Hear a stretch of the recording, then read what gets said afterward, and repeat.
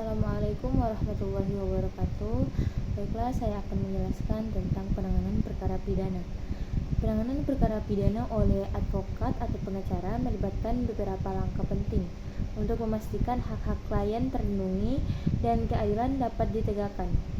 Berikut adalah beberapa tahapan penanganan perkara pidana oleh seorang advokat. Yang pertama, penerimaan klien dan konsultasi awal.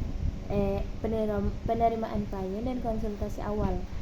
Advokat pertama-tama akan melakukan wawancara dengan klien untuk mendapatkan informasi tentang peristiwa yang terjadi, baik dari sisi klien sebagai terdakwa atau sebagai pihak yang melaporkan.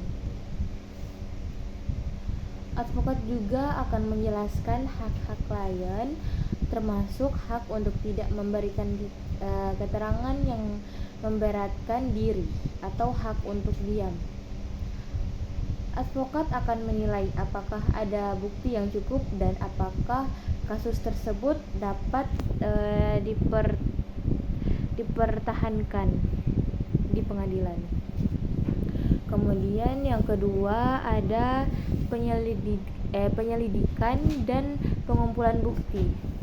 Advokat dapat melakukan penyelidikan sendiri untuk mengumpulkan bukti yang dapat membelah klien, seperti mencari saksi, meminta dokumen, dan mencari bukti lain yang mendukung.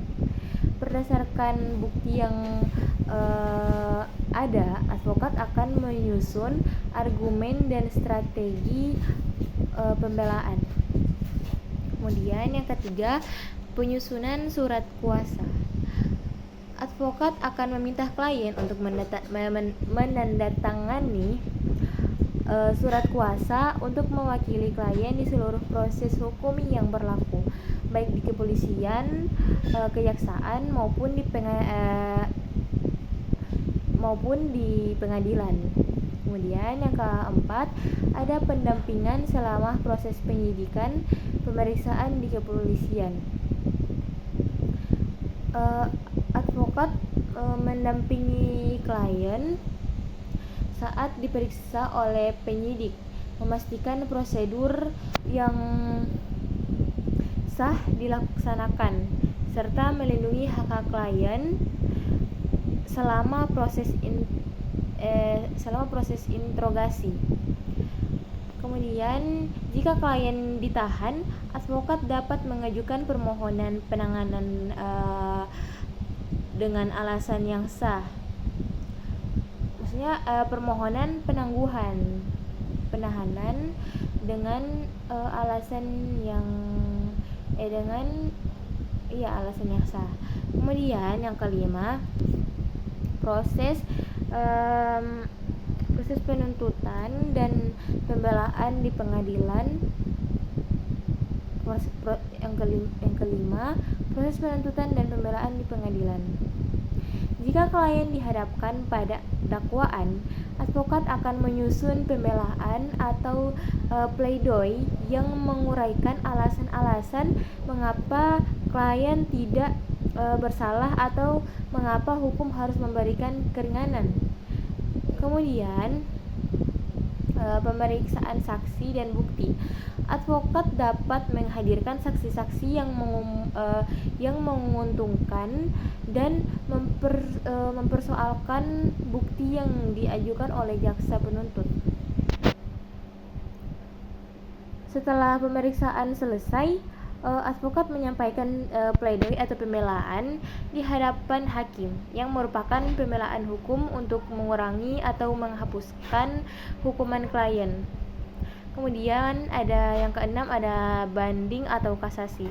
Jika putusan pengadilan tingkat pertama tidak memuaskan atau misalnya klien dihukum, advokat dapat mengajukan banding atau kasasi untuk meminta perubahan keputusan di tingkat pengadilan yang lebih tinggi, di pengadilan yang lebih tinggi. Kemudian yang ketujuh, upaya pemulihan hak klien. Selain melakukan upaya hukum untuk membela klien, advokat juga dapat membantu klien untuk memulihkan reputasi atau hak-haknya setelah perkara selesai, misalnya dengan mengajukan permohonan rehabilitasi. Kemudian yang terakhir ada etika dan tanggung jawab advokat. Advokat harus selalu bertindak dengan profesionalisme, menjaga kerahasiaan informasi yang diberikan klien, dan menghindari konflik kepentingan. Advokat juga diwajibkan untuk memastikan bahwa proses hukum dilakukan dengan adil tanpa adanya tindakan yang melanggar hukum. Penanganan perkara pidana oleh advokat memerlukan keahlian dalam berbagai bidang hukum serta keterampilan dalam berkomunikasi dan bernegosiasi. Tujuan utama advokat yaitu untuk memastikan kliennya mendapatkan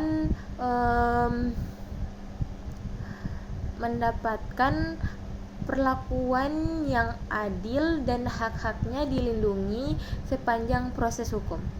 Sekian dari saya. Wassalamualaikum warahmatullahi wabarakatuh.